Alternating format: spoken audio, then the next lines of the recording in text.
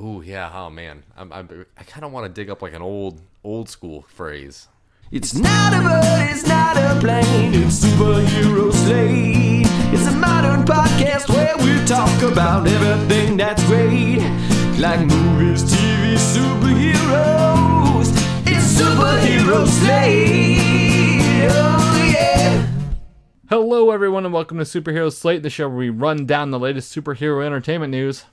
We love TVs, movies, superheroes, so let's talk it all out. My name is Chris Dillard. And my name is Adam Niemiec. And this week we're feeling spooky about Hulu's new Ghost Rider show. Ooh. Sonic the Hedgehog makes a speedy turnaround. We're gonna talk about that. Detective Pikachu catches them all and more. So, as you guys may have noticed, we don't have Mike this week. We have a friend of the show, Adam Niemiec. Adam, thank you for being on the show this week. Well, thank you for having me. Yes, that one, I am not Mike, and two, yes, big fan of the show. So very pleased to be here and help you guys out. Yes, so Mike is having, I believe, his wisdom teeth removed, or he had them removed, and he is... So you told me he was having them put in. Yeah, well, he wanted extras, and then they found out that, hey, we probably shouldn't do, so they have to remove those again. This is like his fourth time. I thought that was strange. Yeah, but, yeah. Strange times. He does what he does. But he is out this weekend, and Adam's been gracious enough to step in. A little bit of history. Me and Adam, we go back how far now? 14 years? 13 yeah, I was going to years? say 15 on the plus side. Yeah, a little bit. So, my friend, friend of the show, he's been a co-host before, Brian Smith. You went to... I have known Brian since about the 5th grade, a very long time at this point. So, when I met Brian in college, Adam was just part of the package later on. So that is true. Take it as it is. Yeah, but Adam's been lucky enough to go to C2E2 with us the past 3 or 4 years as well. Oh, I think we're at 5 now. You're at 5. Okay. It's been so many. It's hard to keep track, to be completely honest. But he knows his stuff, and that's why I've asked him to come be on here and tolerate me for another an hour. The pleasure is mine. I listen to you guys often, and it's always one of the best parts of my week. So glad to be of service and help. Good. Well, and also me and Adam play Fortnite together. Just at the that we do. That is a Saturday morning tradition for us at this point. Yeah, exactly. So talking to Adam isn't like, I had calling you for the first time ever. I'm like, it's about a year and a half of talking to him on PlayStation. Yeah. I was like, okay, it's just Saturday morning. Pretty much. My podcast cadence and tone's a little different than my Fortnite because I'm probably swearing a lot less at this point. Yeah, I was gonna say a lot less of those 4-letter words, as it were. Mm-hmm. Like fort and night, NITE. But no, kidding. So, Adam, anything you wanna pitch before we go in this? Anything you wanna tell us about yourself, or? I do wanna. Kind of off screen here. I just gotta. Okay, gotta open a celebratory pop for the occasion. A certain Ecto Cooler High C from yours truly, you. Oh, you've been holding out on the Ecto Cooler? Yes, I have. I've had a couple stored, and I figured, you know what? This seems like a very apt occasion to crack one open and enjoy it during the shows with you. Oh, well, thank you. I mean, I'm really hoping, again, for the next Ghostbusters movie we get more, because I'm running low. I'm running real low. This is one of a few left, and one stays as a collector. So, yeah, fingers crossed. So Adam is a big Ghostbusters fan. So anytime that we have Ghostbuster news and we're wrong, Adam likes to remind me that we're wrong. So. Oh yeah, I mean it's an occasional feverish text come Monday, Tuesday afternoon as to, hey, wait a minute, this was mentioned. Yeah, why are you stupid? It's pretty much what I hear. Like, why are you saying these things? Couldn't you just ask me first?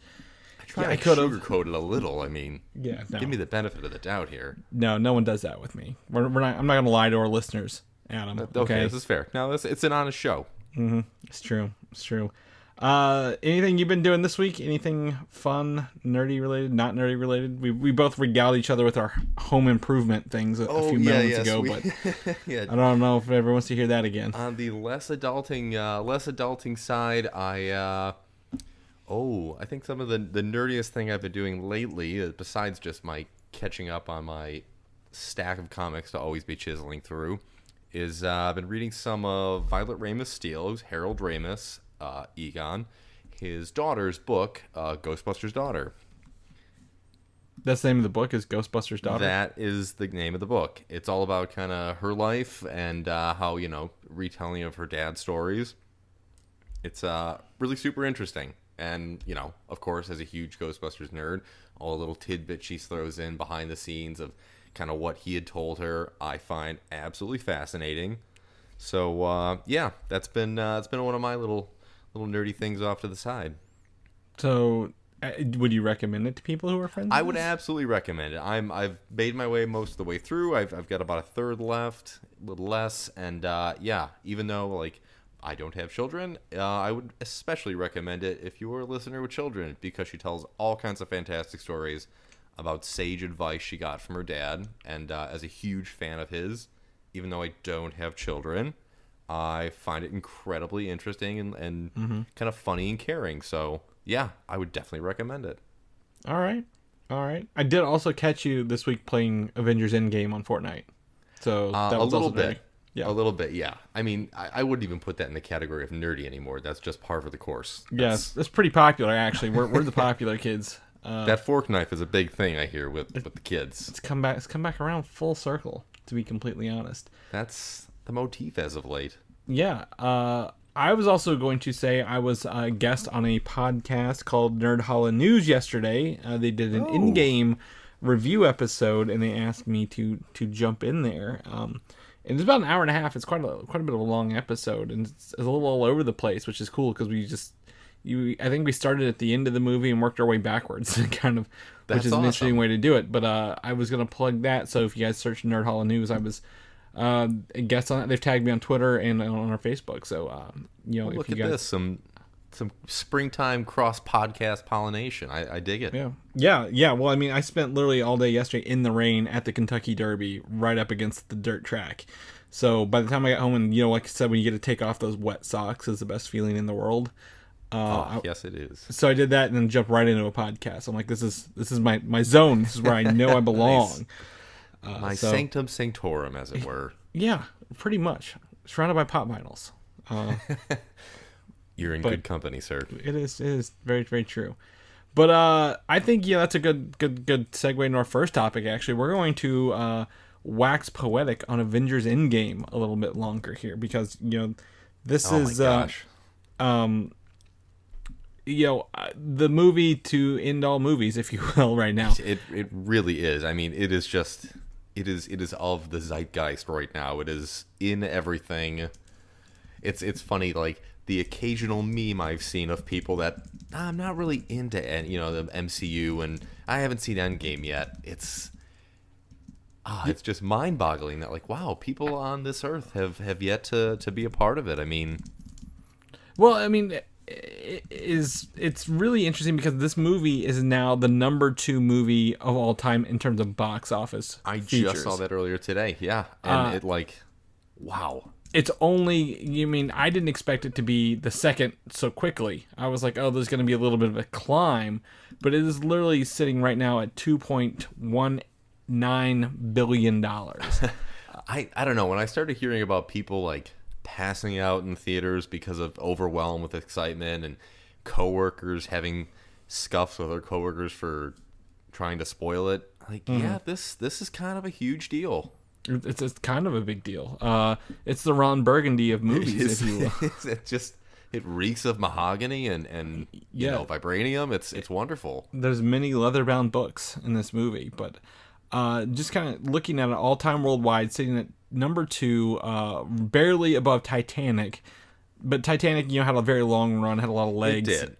And I mean, that's just of a different, I don't want to say generation, but just movies were different back then. And, was that the mid-early 90s? 97, actually. So, okay. And, like I said, it is another 3-hour movie. So, when people are like, oh, it's 3 hours, it'll never break that amount of money. Well, it kind of did. That is really true. I mean, to look at it like that, as a society, hey, yeah, our biggest movies have really been something you got to commit to in terms of 3 hours. So yeah, and the saying goes with the number 1 movie, which is Avatar, sitting at $2.79 billion. So not only because I love Marvel, I really want to see them topple that because I've unfortunately never been an Avatar fan.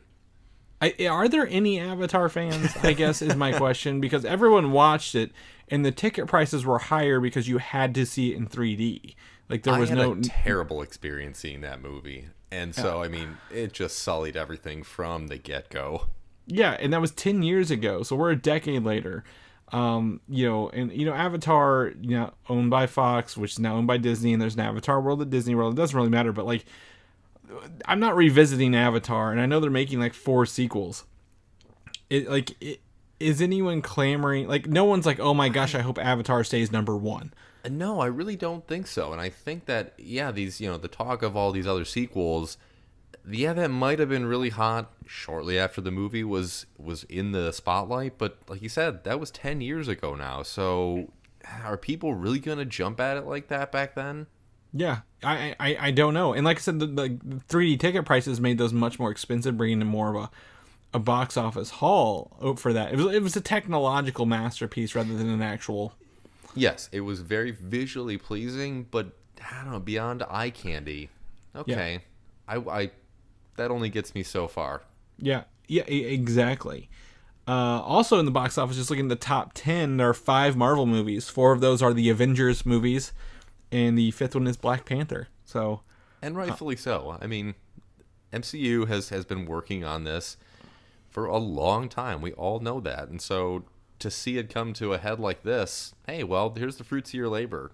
Yeah. And not every single one was a real 5-star rave review, but look what it ended up with. Well, I think it's also one of those things that I've said this multiple times across multiple episodes, is it's a miracle this movie even exists to begin with. And it's even more of a miracle that this movie is enjoyable on top of that. You can't, like, you can get one or the other, but like sometimes, but like the fact this all keeps combining together to give us something we enjoy and works is fascinating, and kind of creates that perfect storm to hit those box office highs. And while I like to applaud the movie for being a box office thing, I hope people remember the movie for actually what the movie is sometimes, not just how much money it made at the end of the day. Yes, absolutely. They do go hand in hand. The fact that it was the kind of bookend to a humongous storyline and world, but it really did build in through all these storylines and just came up with a fantastic movie with a great plot, really good storytelling, great character development. I mean, it could have had to have like tried to not have good character development. Yeah, and as much investment as we had over the past 11 years. Fantastic. It's also the fastest movie to hit $2 billion out of the... How many movies have even hit $2 billion? I want to say 5 movies have hit $2 billion. This was the fastest one in doing it only in 11 days. I think Avatar said it took 47 or 50 days to get the same distance. Just that on itself is an accolade unto its own. Like 11 days. Mm-hmm. Yeah, and we're only in the second weekend. I keep thinking, we're the 3rd or 4th week since this movie. No, it's not. We're way actually. It's still close to release. I'm kind of hoping and planning to see it again here this next week and coming up. And it's like, okay, can I help kind of push that number up higher? Here's some more of my money. Yeah, exactly. How many times have you seen it? I've only seen it once. So like I said, this will hopefully be my second here. We're gonna go and check it out maybe Friday. But I think I'm still reeling in my jaw back from the theater seeing it that Saturday of opening weekend. Mm-hmm. Yeah. Well, it's good that you're seeing it next weekend because the official spoiler ban, according to the directors of Russo Bros, lists Monday. So we can... I mean, again, who hasn't seen this movie? Exactly. At over $2 billion, but like trying to keep in some of the fun references and things has been kind of difficult, I think, on the whole. I don't know when Superhero Slate spoiler ban will lift, but like, at some point it will. But like, I'm excited for this, and I think it's going to lead into some other news we're going to talk about later. So, Yeah. So any other thoughts on Endgame, spoiler free, before we move along? Spoiler free before we move along. Just Russo brothers, kudos onto the highest. Like, holy cow! Yeah, I mean, from start to finish. I have not. I haven't like laughed and teared up that much in a movie that fast. Like, for a hot second, it's like, is this a manic attack here? Because I'm like laughing and crying. Well, I think also, I think it give credit to the writers, Christopher Marcus and Stephen McFeely, for being able to work in a universe they didn't write all the movies in as well. So yeah, that's something that really stuck out to me is the writing of it. Even for the different characters and their different scenes, you got the feel of, okay, we're kind of overlapping maybe how like, Thor Ragnarok kind of feel and Taika Waititi type humor, but now we're back into something more serious, kind of like Winter Soldier. Those changes in terms of the emotions, they segue so beautifully. Yeah, it just feels they really nailed the characters. That doesn't feel like they were dropped in from one of the more recent movies into a new movie and they had a whole different thing going on. No, not in the slightest. Everything was just tied in so perfectly. Yeah, it's definitely pretty awesome. I agree. But on that note, we've got some Spider-Man news here. I don't know if she's a producer, vice president. I don't remember what she was. Amy Pascal, who was in charge over at Sony Pictures, is leaving Sony for a first look deal at Universal. Yeah, this has got me head scratching a bit. Yeah, so Pascal, I think I'm just gonna double check what she is. I want to say executive producer, like a chairperson or something like that. She's been involved in a lot of Sony stuff since like 2016. Yeah, it's been a good couple years here. Or 2006, not 16. And I think she even was part of Columbia Pictures before that. So, which is, I think, what Sony is now. She's been in there a long time. I've always seen her name in a lot of movies. And she has been the producer on the majority of the Spider-Man films, to be completely honest. Yeah. And as you would know, the most recent Ghostbusters movie as well. Yeah, I was gonna say her big name comes to mind first and foremost to me in terms of Ghostbusters 2016, Answer the Call. Yeah. While she obviously pushed, it was a huge name behind it, and I think to some degree helped. I don't think her involvement would have, or not being involved, I should say, would have made the movie any better, any less. I think it was kind of still standing on its own as it is, but I'm curious to see how kind of Sony pivots with their different franchises they're pushing right now with her being out of the picture. Mm-hmm.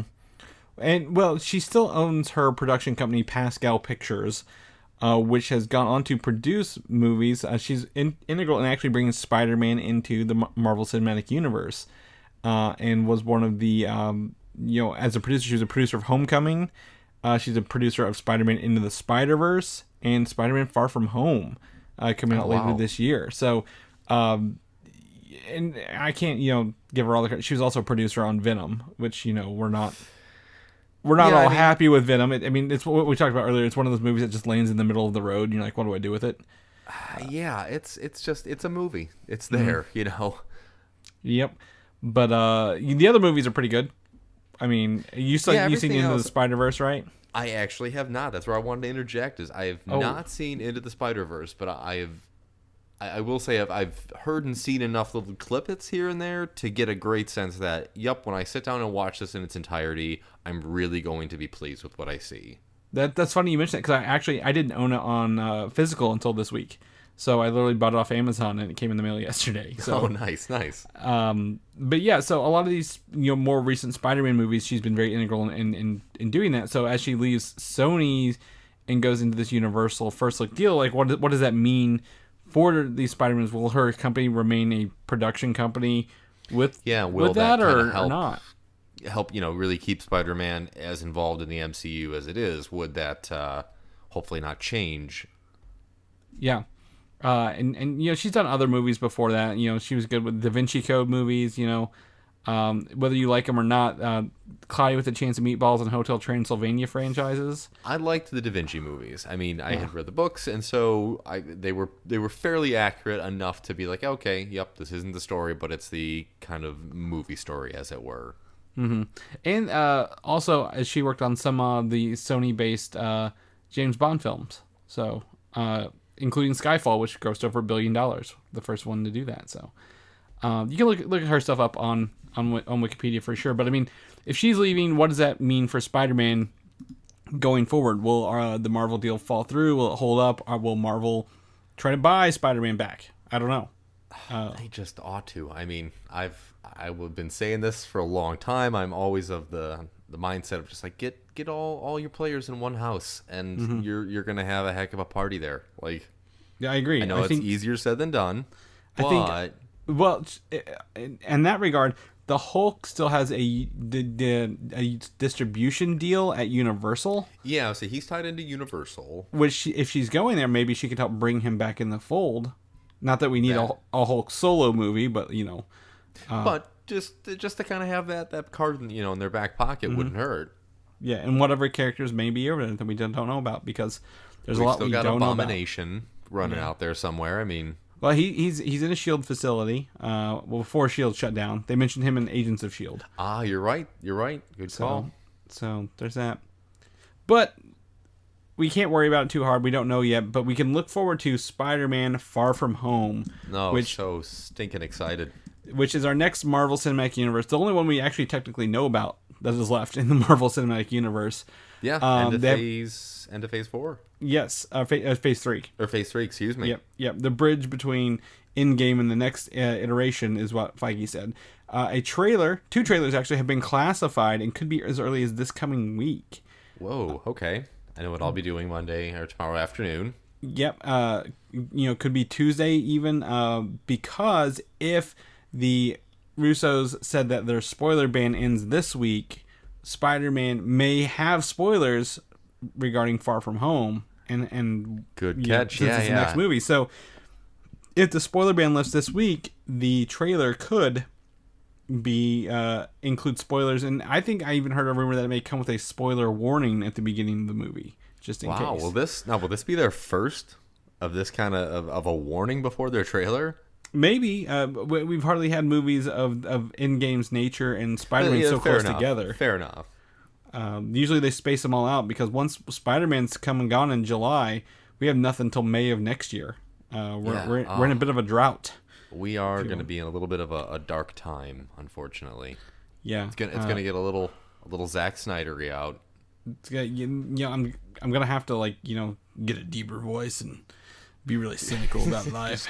Just gonna have to turn down the contrast on all of life. Yeah, everything. Yeah, gonna black and white, rainy. But the timeline of the film, is also still in question for me and for other people. Is it before Endgame? Is it after Endgame? Nobody knows at this point. Yeah, I mean, true, we don't know, but I don't think either way. I have a feeling they're not going to lean into it too much. That'll just be part of, yes, this has happened, or okay, we're moving along within the plot of the story, and oh hey, this other thing is about to happen as well. I think they're going to want the movie to really stand on its own, but definitely kind of be, holding hands with Endgame. Yeah, and since Infinity War's out, and we know that he was dusted in Infinity War, could he come back? I don't know. There's a lot. Without saying anything about Endgame, there's a lot of questions to be had here. Even if you've seen Endgame, and we could talk about what's still to come for Spider-Man. Yeah, absolutely. MCU. So I want to see a trailer this week. I'm hoping maybe next week we're breaking one down, looking real hard into it. So if that's the case, I will be absolutely listening for your guys' input on it. Yeah, there was no Spider-Man trailer before any of my Endgame screenings. By the way, none of them had Spider-Man trailer. The 3 for me and nothing. So if you see it on Friday again, maybe you'll have to let me know if they have it in front of it. The only trailer I remember was obviously Star Wars. Yeah, Star Wars. That's a good question. What else was in front of mine? I don't even think I got a Detective Pikachu trailer. That's out this week. That's what we did. That's the other one we did see, is the Detective Pikachu trailer. I was still, kind of reeling from Star Wars and just kind of ramping up to Endgame. So Yeah. Oh, we had Dark Phoenix. Ugh. That reminds me, though, I was going to say, me and Adam watched a movie together about a month and a half ago. We saw Shazam together. You can go listen to that review where we were in our buddy Greg's apartment or condo. Yeah. Yeah. I forgot all about that. It feels like a lifetime ago at this point. Oh, my goodness. It really was. I mean, a month, a lifetime. Who's to say what's the difference? Yeah. Yeah, that was a good, fun episode. You know, there's a bunch of us kind of breaking it down and all putting in our 2 cents. So yeah. So we saw Shazam together. That made me think, oh, what trailers were before Shazam, and they didn't have any. So that was fun. That ultimately fell into the category of I didn't hate it. That was Yeah. that was I didn't hate it with a big smile. It didn't offend me. Exactly. You know what's up. So it sounds like you watched Agents of S.H.I.E.L.D. earlier. Is that true? I do watch me some Agents of S.H.I.E.L.D. Okay. Once season 6 rolls around here, I'm probably going to have to go back and recoup where I was at. Because I had a tendency to watch it kind of piecemealed. So I never really got, I don't want to say the whole story, but I never had a chance to I am giving 100% of my focus to this right now. Yeah, so season 6, there's season 6 and at least season 7. 7 will probably be the last. Season 6 will be out this Friday, I think, the 10th. Yep, is that right? And we have a new trailer here. And did you get a chance to watch the trailer? I did watch the trailer. And boy, there's a lot of questions going on. Yeah, they really, didn't give us any insight as to like, okay, here's where we were and here's kind of where we're going. It was just here's a bucket of questions dumped out. And, we're still kind of bouncing around through space, so... Yeah, I think that was the most interesting part. I thought they would kind of leave space alone, but like since it's a shorter, I think 13-episode season, maybe they took that budget and put it into more space stuff. Because it looks like they might be up there for a while, but there's also some Earth stuff too. Yeah, just as long as it doesn't detract from the storytelling. They've had a few times where I feel like they've just maybe pushed a little bit too much money towards the CG than they really did the writing. Mm-hmm. Well, do you think a lot of this trailer is actually just the first episode, and they're just trying to get us a little hype for that, and we're going to see a lot of this there, and it's going to kind of give us a lot of like, here's where everybody is and here's where they're going? Yes, I think that is kind of that might be the case of we're gonna load it heavy on the front end and really get you excited. And okay, by episode 2-3, we've settled down a bit and things are a bit more story heavy than they are in terms of visuals. Yeah, because I think one of my biggest complaints about we talk about the show is that it's 22 episode seasons. Like, you're gonna lose me. Like, there's gonna be filler episodes. It's really not always exciting and thrilling. So hopefully, I do like the half hour. You can get that quick episode in, but yes, at the same time, that's a lot of time to fill to where like, okay, not every episode's gonna be that heavy. Mm-hmm. Yeah, and not relevant to the whole thing, because it's always such a fun show, and I hate that it's on Friday nights, because as much as I like watching S.H.I.E.L.D., I don't want to sit at home at Friday night and watch S.H.I.E.L.D. But it looks like they moved back to I think the 8 or 9 o'clock slot rather than the 10 o'clock, or maybe they were at 9. I don't remember. They look like they might not be pushing that harder I think it was rating. 9. Yeah, but that comes out this week, and I'm excited to jump back into the S.H.I.E.L.D. world and see what they've been up to for. It's been about 2 years now. Almost. Yeah, it seems a lot longer. We've had 2 Avengers movies. They haven't even touched Infinity War. So, yeah, yep, okay, you are right. So I'm checking out. Yeah, that's so that's a trove of content to kind of pick from now, and if they really can, how much they're going to tie the two together. Yeah, is this the point where the TV shows break off, or are they going to surprise us and actually pull it back together? Because not to spoil last season, but season 5 had time travel, so that was a wild thing. Bouncing through space and time, there was a lot going on. Boy, was there ever a lot. But on the top of that, I think it was season 4, maybe not 5. I don't remember. They introduced Ghost Rider to us, and Ghost Rider is officially getting his own series on Hulu in 2020. Yes, he is. I'm excited about this. I'm a bit of a Ghost Rider fan. He's kind of one of the not B-rate, but a little more B-rate Marvel guys that I've always had an affinity towards. Yeah. Well, anything with Ghost in it seems to be up your alley at this point. Ghostbusters, Ghost Rider. Oh my goodness, I'm having a revelation here. What about Ghost Writer? I bet you're a big fan of that too. Oh my goodness. Yeah, see, I know, I found your weakness. You have found my kryptonite of ghosts. The movie Ghost with Patrick Swayze. I was watching it this morning. I mean, Followed right by Ghost Dad. I know what's up. But Gabriel Luna, who did play Agents of S.H.I.E.L.D., will reprise his role in this as well. So this is a continuation maybe of that story, or a spin-off, if you will. Way to go, Marvel TV and whoever it is, ABC, to like keep a little bit of continuity there. I mean, yeah, it may not exactly be tied in, soon might be into the actual MCU, but I always am a fan of and appreciate seeing continuity within characters. Well, what's cool is, it just, the fact Ghost Rider was really awesome in Agents of S.H.I.E.L.D., and everyone's always wanted more, and they actually listened and were like, okay, we will give you more. Here you go. Like, this is going to be the same guy revisiting his story, who we also thought might come from Johnny Blaze. Maybe they'll give us some background and give us more Ghost Rider stuff. Yeah, and just I think that was a nice, it has been a while since he's been around, but we kind of forgot about that it cleared our palate of it, and to bring it back, the people that especially liked it, like, okay, that's nice to see him be woven back into the story. Mm-hmm. And it'll be probably, hopefully a little supernatural based as well, and might tie into this next show, which I think less people are familiar with, called Helstrom. I am not very familiar with this one at all, so I'm with that category of most people.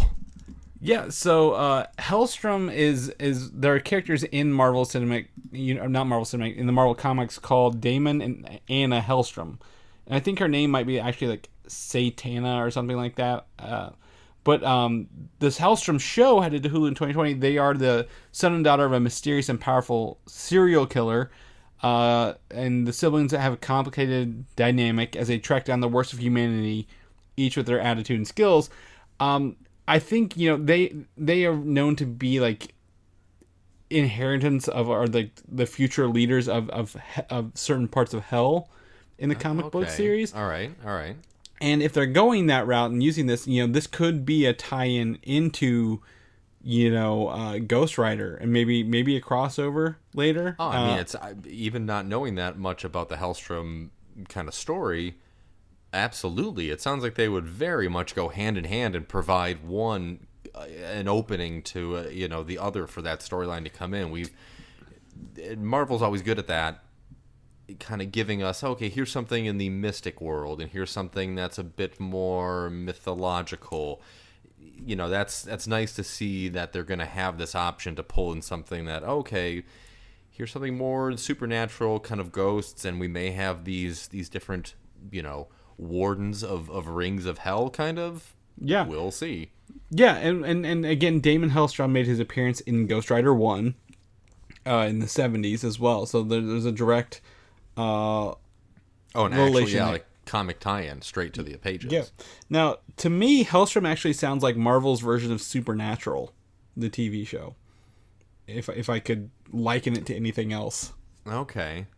I just have the cursoriest knowledge of Supernatural. Okay, so Supernatural revolves around the Winchester brothers, who go around the country like fighting or like solving, or I guess defeating, creatures from hell, like possessions and like hauntings and all sorts of stuff. Yeah, like a la Buffy style. Yeah, but not. Yes, without. I have very limited Buffy knowledge, so okay. I think it's more real. But yeah, it's probably just a modern version of that, and that show's going off the air, I think, next season, season 16, 15 or 16. So this is going to fill that void and probably get some of that audience pulled over next year. Oh, absolutely. Yeah, hey. I mean, if they're not that far off from each other, just segue into MCU here and check out some of their stories.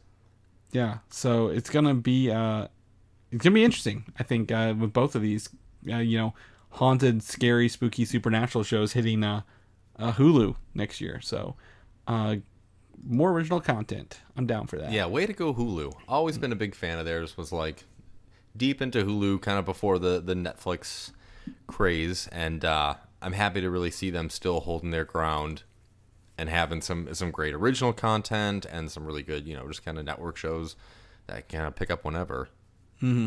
Yeah, exactly.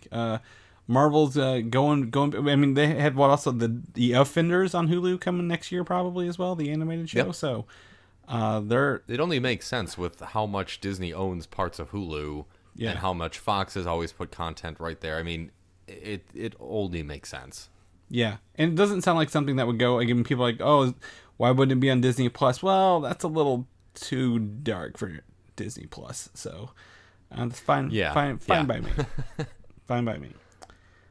Shift gears. We're gonna pretty much go into low gear here. Sad news for the Star Wars world this week with Peter Mayhew, who portrayed Chewbacca in the majority of the films, has passed away this week at 74. Yeah, what a bummer. I mean, just the fact that this character, Peter Mayhew as himself as a character, was always in different interviews seeming like such a delight as a person. Yeah, well, exactly, and it's one of those characters like his face isn't as recognizable, say Mark Hamill or Carrie Fisher, Harrison Ford, but he embodied this furry sidekick who didn't have a lick of English dialogue, and brought it to life so well over so many movies. Absolutely. I mean, I am not an actor myself, but I work around a lot of actors, and to just how he works with his physicality to make this made up creature kind of come to life and have character and show, he still has to emote that emotion through his face and the different growls. I mean, a lot of us have pets, and you can kind of tell when a pet's making a sound, whether it's happy or displeased with something or in pain. So it's a real bummer. It is, and it's such a very iconic part of Star Wars as a whole as well. Like everyone talks about the main three, but like you have the people who aren't humanized as much, or I guess don't look like normal humans, Darth Vader and Chewbacca and Yoda. Oh, he's still so much part of that group of that core group there. And I think he's been training his protege / replacement for several years. He has. I did read that online, and so that gives me a good glimmer of hope that he's kind of passed the torch on of what it takes and makes to be Chewie. Yeah. So although he is gone, the character will still live on, and it's sad to lose another Star Wars actor. It is prior to another release, but he touched the lives of many. I saw a very sad, drawing on Instagram. It got me a little choked up of Chewie and Leia, kind of Calvin and Hobbes style, walking into a binary sunset, saying it's time to go home. And that just, I was like, that's giving me some feels there. It's the chills. Yeah. Chills. So, let's pick back up. We're gonna go the other way. We're gonna go into something fun and bouncy. Detective Pikachu out this week in theaters. I'm very excited. I haven't bought my tickets yet, but I'm probably gonna go Thursday night. That's what I'm thinking. Is this going to be the best video game movie of our time? I don't know. I think it might be. The bar's pretty low. Bar's pretty low. Yep. There's a lot of 80s Mario movies that can beat out, and just so many others. Well, there's a lot of recent movies, even what was it? Assassin's Creed had made an attempt. Warcraft made an attempt. I didn't even see those. I mean, I was like, that's in the category to me of I'll catch you on TV. I watched Warcraft. It's not horrible, but I have no idea what was going on. Yeah, that's maybe part of it. Is I'm not familiar with the Warcraft plot and storylines, so I would very much be in the dark as to what's that guy doing and who's he and. Yeah, that's probably why everyone hated it. It probably doesn't do something right to the game. So I'm like, yeah, I can understand that. But Detective Pikachu comes out this week. We got Ryan Reynolds voicing Pikachu, the iconic character, which I think is going to be the biggest selling point of this movie. Yeah. Absolutely. As me and Adam are avid Pokemon Go players as well. Daily. Yep. Yeah, we're not strangers to the Pokemon world, and I like the character models, like I've said before. I think the plot line is going to be very predictable, simply because I think my prediction is that they're using Mewtwo to put human consciousness into Pokemon bodies because they have better Oh wow, bodies. I like this theory. Because I mean I do like the way they look, and I'm ultimately curious how they're really going to interact with the world. I would totally agree that they're going to keep the plot pretty predictable and kind of open. I think this is of the category of movies where it's just a good family fun movie. Mm-hmm. Well, I don't think the stakes are going to be very high in this. Either. It's a Pokemon movie. The world's not ending probably by the end of this. Yeah. They're probably going to be some There'll Pokemon be no who- snaps. people will battle for a little bit and then they'll be buddies. So one of those deals. But I think just to back up my theory a little bit there, I was going to say I saw in the trailers Flareon has like this blue glow and his eyes glow blue, which is the same blue glow Mewtwo brings at the end of the trailer, which is very Now exciting. that you say that, I do recall seeing both of those in the trailer the few times I watched it and did not make the connection. So, yeah. And that would also make sense why, maybe Pikachu can only talk to a certain person or two. Maybe his was messed up or something. I don't know. The transfer wasn't completely done right. Okay. Or maybe he was an early experiment. Yeah, I was just going to say the same thing. He was, he was the beta test of sorts. So, yeah. And got away because it's gonna be interesting. I mean, are you gonna go see it in theaters, or are you gonna wait it out? What are you thinking? No, I think I might go see that one in theaters. That's definitely an after work. Let's just pop over to the theater and have a good time for a few hours kind of movie. Yeah. I'm excited to see what other people think, and get that Detective Pikachu promo card. No, I'm kidding. I don't need that. I don't need the card. Get that holofoil, ticket stub. Yeah, exactly. I mean, with all the people I play Pokemon cards against, which is no one, I'm definitely gonna need to add that to my deck. Oh yeah, you're gonna need it. You're gonna need it big time. Yeah. So, any other thoughts on Detective Pikachu? Other than that, we're kind of excited for it. I'm kind of excited. I'm just, like I said, so curious to see, like, all right, how are these little creatures gonna like physically interact with our world, the ones that can control water and ground. What's gonna be the dynamic there between them kind of having control of the elements? That to me will be the funnest thing.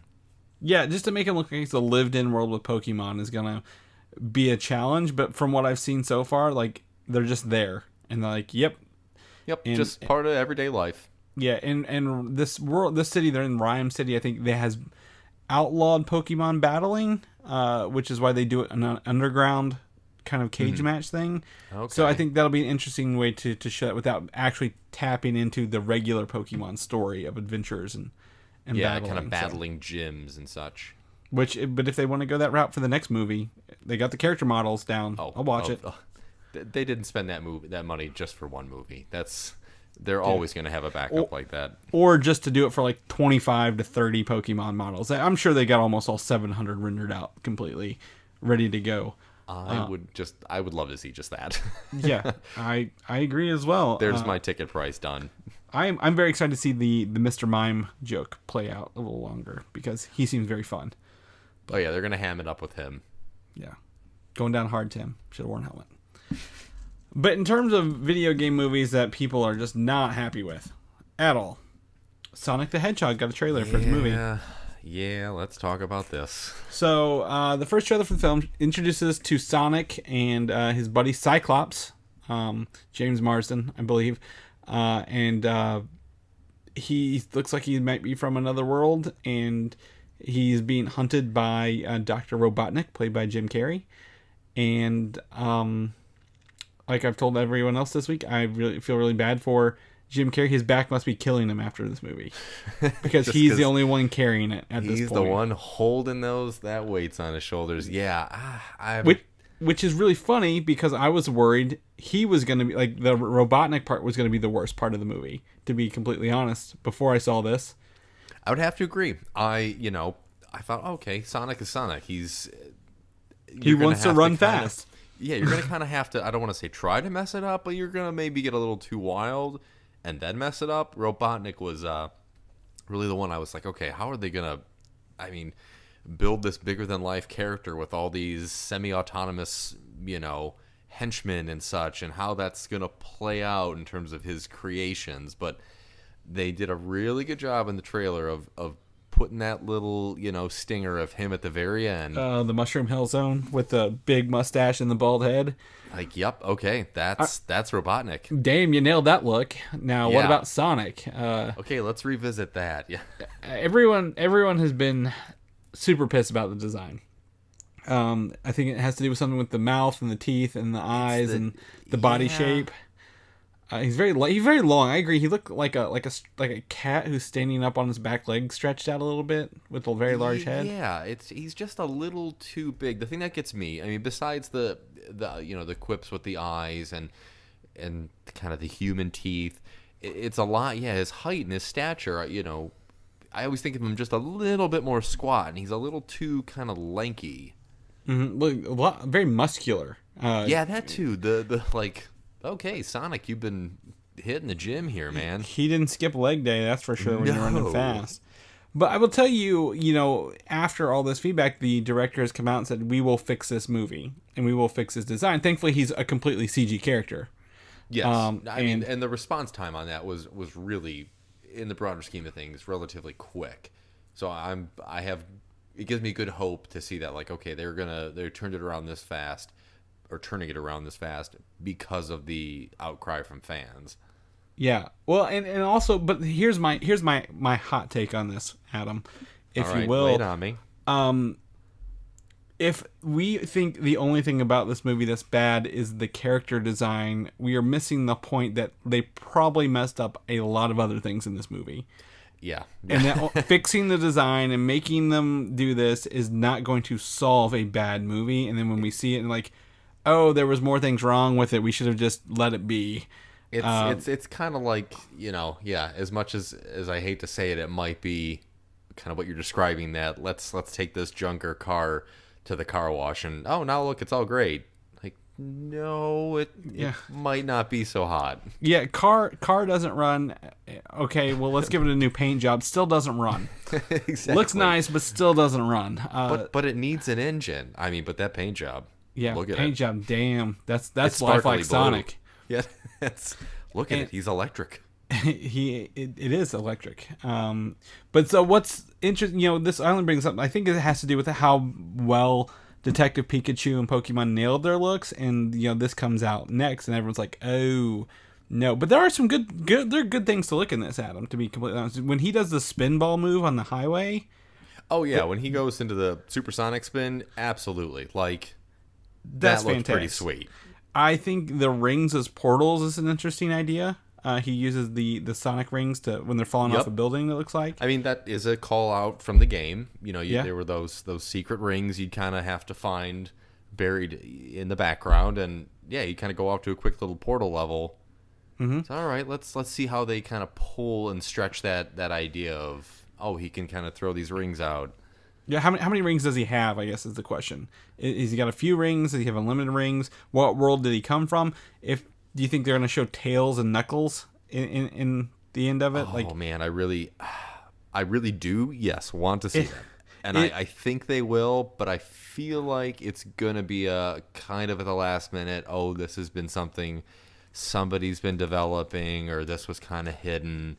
Hey, here's your buddy Tails. Yeah, and I think that might be my concern as well. Like the Jim Carrey design, I think he's going to be fine throughout the movie, but the really good Robotnik look is going to be like possibly the after everything is done, he's been trapped in this world for years kind of thing. Not a he's kind of maybe broken down mentally and like from having dealt with Sonic and his antics and what hand he may have had and all that. This is him now in a new form. Yeah, and it might be, Shazam's scenario, just to bring that up again, where the end credit scene was technically in the trailers. So, is this an end credit scene? And we just get him putting the glasses on and being very large and with the big mustache at the end. And it's here's what you could have had. if they save it just for an end trailer stinger, I think the fans are going to be a little miffed that we already saw that, and now you're going to make us wait a year, maybe two, for something else that will inevitably come down the pipeline. No, this won't get a sequel. They're already lost too much money if they're redesigning it, and then it won't make anything because it still won't be good. Fair point. So it was a good run while we had it, but it wasn't. It landed before it even took off, and not gracefully. Do you think we'll get Super Sonic in this, where he goes all golden yellow? If they're redesigning at this point, if they haven't, they would be short-sighted not doing that, because that is some ultimate fan service there to let's see him go into the supersonic mode, which is just essentially Super Saiyan for Sonic. It's Super Saiyan Sonic. Yeah. They would really need to have that in there. I would hope to see that. Yeah. Gosh, I'm really excited to. I grew, Sonic was kind of my first, I was a Sega kid. That was my first system. He was kind of my character when, most people were maybe Mario. And so it's all right, I'm going to have to see it simply out of nostalgia. Yeah, well. But don't leave me with a sour taste.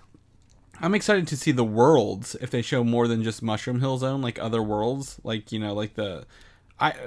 you had a Genesis, you had Sonic 2. Sonic 2 came with every Genesis.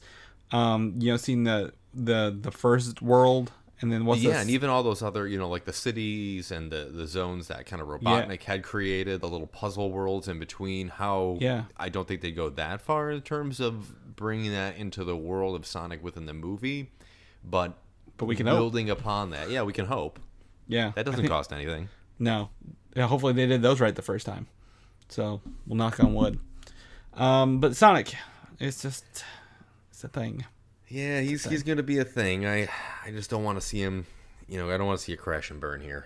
Yeah. Well, I don't want to see rings flying everywhere. He's going to lose all the rings and then some. So, sorry. Sonic.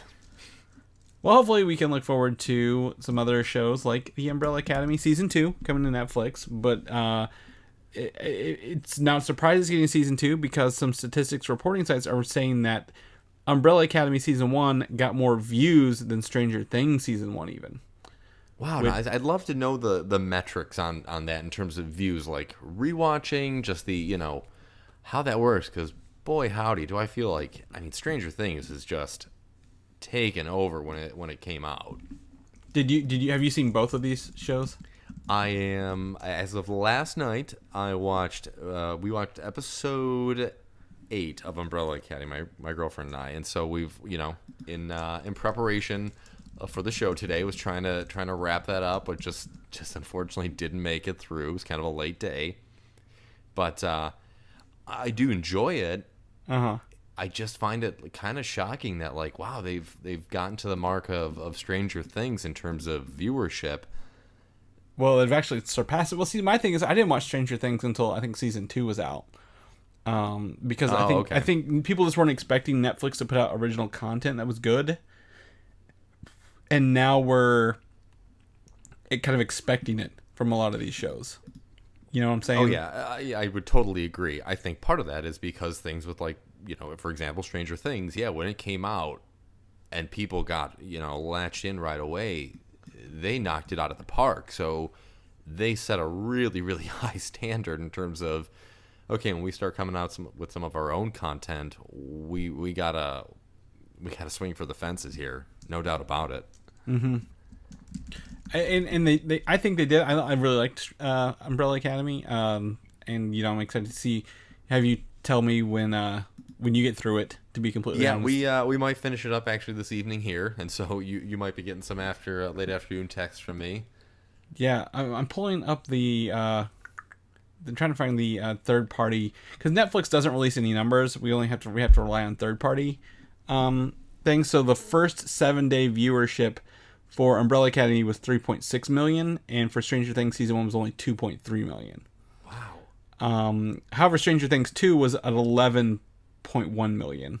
Okay, well, because they were expecting that, at that point. So yeah, the fans had just we were salivating for that point for more. It's like watching Game of Thrones, Season 1, and getting by Season 2, everyone else had been on board for that. So that is exactly the case that I had. A good friend and also listener to the show and fellow Fortniter had kept suggesting it to me. And I said, I'll eventually get into this kind of fantasy world like that. And I finally borrowed it from him and was like, okay, when do you have season 2 available? Can I come by and get that right now? I'm driving over there. I'm at your door. Yeah, yep. So it's one of the things. Once people word of mouth gets there, it picks up, and you expect quality from them. Absolutely, yeah. It just takes off. Because I remember, I watched. Did you watch Westworld at all on HBO? I watched some. Yeah, season 1. People were slow getting to it, but then season 2, a lot of people were watching it. So. From what I gathered, it seemed like very much the same thing, kind of slow on the uptake, and once people really sunk in, maybe episode 3, 4, you're binging a few episodes, you're telling your friends, it's getting out there. Yeah, or you're seeing people talk about it more, and you're like, oh, what is this? I'm going to jump in now. So yeah, like I've never seen you talk about things before like this, and all of a sudden you and everyone and their brothers mentioning this Westworld. Yeah, exactly. Things people aren't talking about right now: Fantastic Beasts 3, and where we're gonna find them. I don't know. Again, Harry Potter's not in the wheelhouse of the show, but like Adam says, he probably doesn't want to watch it. Oh yeah, I'm sorry for the agonizing groans, but hopefully that one's just still in the can and pushed at the back of the shelf. Oh no, it'll happen. Harry Potter makes too much money for it to not happen. I think they were shooting for a 2020 release date, November, and then they're not gonna make it. J.K. Rowling's still writing or rewriting, or she's working on the script for 3. I don't know if she even got it done, but there's three more movies. Time, then. Yeah, I'll give her some time.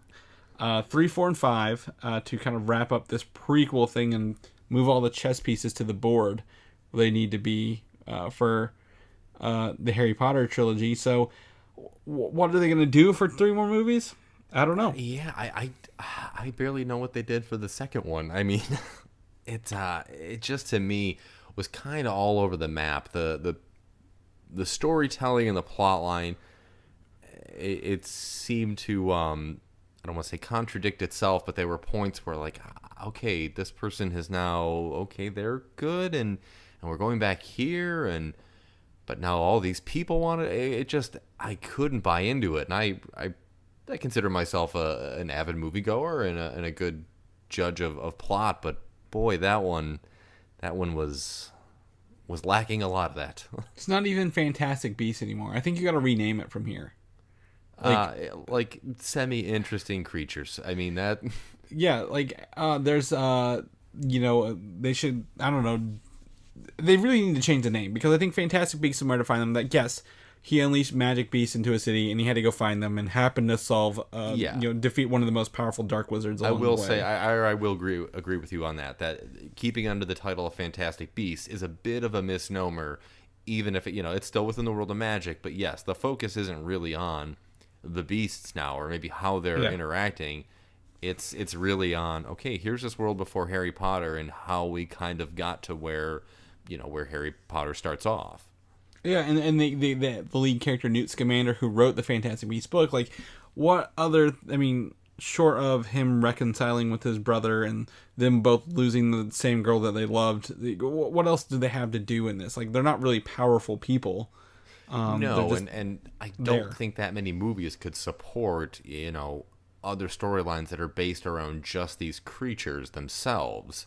Mm-hmm. Even if it's this some sort of mythical creature that is rare and we have to kind of save it. That's just for an instance. I don't think that can really be that supported. I just don't see it going that far. Yeah, there's a lot more interesting plot lines they've sown seeds for that have nothing to do with animals. And this comes from I love Harry Potter. I'm a huge Harry Potter fan. What a nerd. No, I'm kidding. There's a lot more interesting things they can do with the other characters at this point. Where they kind of left off the last one. They're like, hey, here's some interesting things you didn't know. I want to follow those leads. I don't want to follow some, very socially awkward dude who happened to know how to talk to a large cat in an alleyway. Like, okay, that was kind of cool, but we've jumped the beast on that one. We get it. Now let's learn something else about this world. Yeah, I don't know. I don't even know what to call it. Just call it Wizarding World, and the Wizarding World, and the wild Wizarding World. Sure, I love it. And the the two wizard lovers. I don't know. They're gonna call it something. Trademark that, because when they hear this, because they're listening, the producers, you're gonna want trademarks on that. Yeah, they got robots out there scrawling the internet for good names for this. So I expect some royalties, really, to be completely honest with you. So. And rightfully so. Yeah. Thank you. I appreciate it. So, I think we're out of show notes for this week. I think we're done. It's kind of a slow week, but we made it. A little bit, but yeah, we got there. It's it's Sunday. The skies have finally opened up to some sunshine, at least for your parts of the world. Mm-hmm. And so it's a good time to kind of put a button on the week and hope for good things to come up here.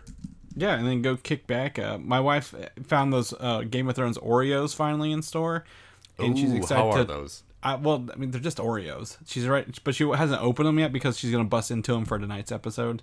I was thinking there was some sort of magic flavorness about them, but they taste like dragon. Ooh, okay, good, yeah. There's some minty. Dragon fruit. There's some one that they have toothpaste in them instead that are minty. Tastes like White Walkers.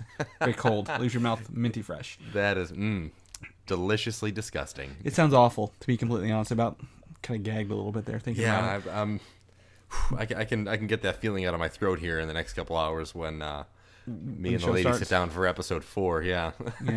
yeah, exactly. But thank you again, Adam, for joining us and filling in that. It has been a pleasure. I'm glad to help you guys, and like I said, avid listener. So when you shot me the message to, hey, we need some help, I was more than willing to. You didn't hesitate. You didn't even slow down. You're like, yes, how, when, where. Yep. And I was like, this is it. This is the guy we need right here. This is what's happening. Yeah. Mike, exactly. I'm sorry. I'll try not to intrude on your turf that often, but by all means, anytime you have another tooth replacement or you're getting them put in, put out. Yeah. Tooth implant. Wisdom teeth addition. Implant. Yeah. If it gives you strength, hey, go for it. Live your life. California. I don't know, man.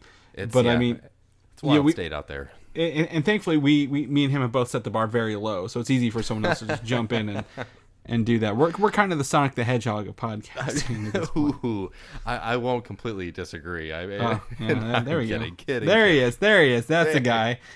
So no. If people want to know what you're up to, where can they follow you? Where can people find the adventures of Adam Niemiec? The Adventures of Adam Niemiec can be found conveniently at Nemo36. That's Niemo 36 on Instagram and the Twitters. Nice, very solid. As usual, you can find me on Twitter at Valdan, Valdan, and Instagram at Valdan87. I did take some videos of the Derby track this weekend, so I haven't gone through any of that footage because it was soaking wet. And my phone was about dead, so I'm interested to see. I've seen your pictures, and so I'll be curious to see how all these videos turn out.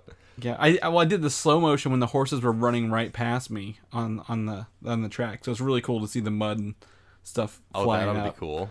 Yeah, so I'm excited to go through those. You got a little bit of your Planet Earth there on. Nice. Yeah, Planet Derby. Derby. Well, I kept making it rained all day there yesterday, and so I kept making the Seinfeld reference about the horse loves the slop. His father was a mutter. His mother was a mutter. So. How tiresome did that grow quickly? Yeah, not for me, to be honest. Everyone else probably, but that's usually how the best jokes go. I mean, that's how all my jokes go. To be completely honest. Can you feel comfortable enough to do the wrap up here? Or do you want me to take over? Oh, I think I can. I'll take the helm here, and so I'll say, as always, please visit us at superheroslate.com. That's where you can find us on Apple Podcasts, YouTube, Google Podcasts, Spotify, Podbean, TuneIn, Stitcher, and iHeartRadio. And please, as always, make sure to like us on Facebook, follow us on Instagram and Twitter. And how do you become a super fan, Adam? By becoming a super fan, you listen often and frequently, and you give an excellent 5-star rating to these guys and the fantastic information they put out on a weekly basis. Well, I think you're missing the most important part is you got to share the show with a buddy share the show with a friend. Oh my goodness! At this point, if you haven't tried to share it with a buddy, a friend, a stranger, you might be crazy. Exactly. Well, thank you. I appreciate that. And if you want some Superhero Slate merch, if you're looking to rock some stuff when you go see more movies this summer, you can head over to superheroslate.com/store. We've got shirts, mouse pads, all sorts of fun stuff you can buy in there with our logos. And I think we have some other designs coming this summer, actually. So Ooh, I'll be curious to check these out. Yeah, I'm excited. I want to buy some more. I love the baseball cut tees. I think I need to buy some fresh ones for whenever I go to San Diego Comic-Con, because it's like the perfect blend of like warm and cold. Like if you can feel the jealousy kind of making its way through the mic to your end, Nope. It's all good vibes. But I will tell you, it is heavy on the jealousy side. Yeah, it's all right. You can live vicariously through me when we're I absolutely will. Well, expect many FaceTime calls. Yeah, I'm just gonna have to like get one of the huge battery packs, like a backpack sized battery, and just get the unlimited data. I'd be like, all right, Adam's here. He's to the chest, and here we go. Yeah, pretty much just to like sit on FaceTime behind me, so like when I'm walking, it's like you're walking behind me the whole way through. That's what we'll do. So, I love it. Good. Well, thanks again, Adam, and I guess we will catch everybody next week. We'll catch you all on the other side. Take care. Thanks for listening, and don't forget to subscribe. Yep, I don't want any attention drawn to us, to be completely honest. I want to sneak by under that radar.